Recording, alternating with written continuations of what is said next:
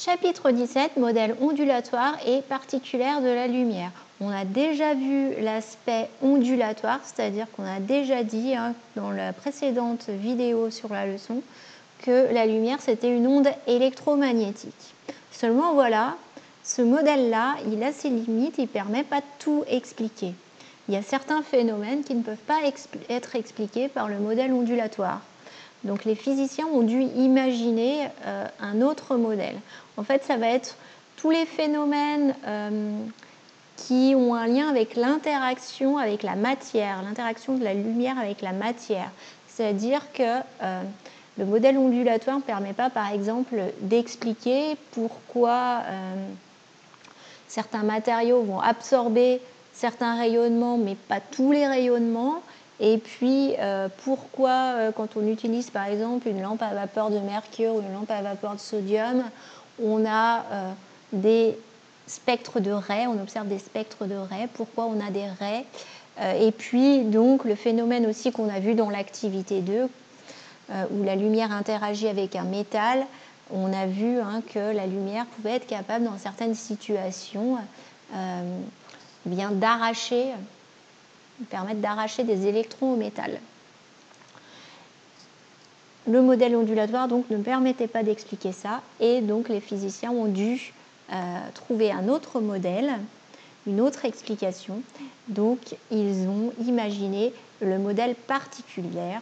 C'est Max Planck qui a commencé à imaginer le fait que la lumière ne pouvait échanger avec la matière que des quantités bien précises d'énergie. Et donc c'est ça qui a amené Einstein par la suite à penser que peut-être la lumière était aussi un déplacement de particules, des particules qu'on a appelées plus tard des photons.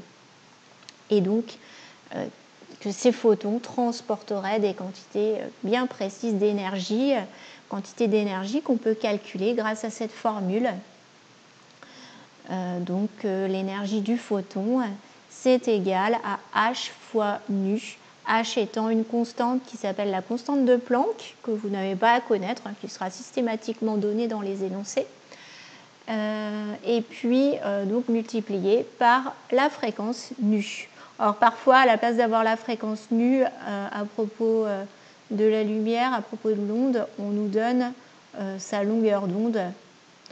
Donc nu, c'est C sur lambda, donc à la place de nu ici, on peut remplacer par C sur lambda. Voilà, donc on a ces deux formules qui peuvent permettre de calculer l'énergie du photon. On trouvera une énergie du photon en joules. Alors parfois dans les énoncés, si on vous demande par exemple de calculer nu à partir de l'énergie du photon n'est pas toujours donnée en joules. Il faut bien penser à la convertir en joules. Parfois, elle est donnée en électronvolts. Et en général, donc, on vous précise la valeur d'un électronvolt en joules.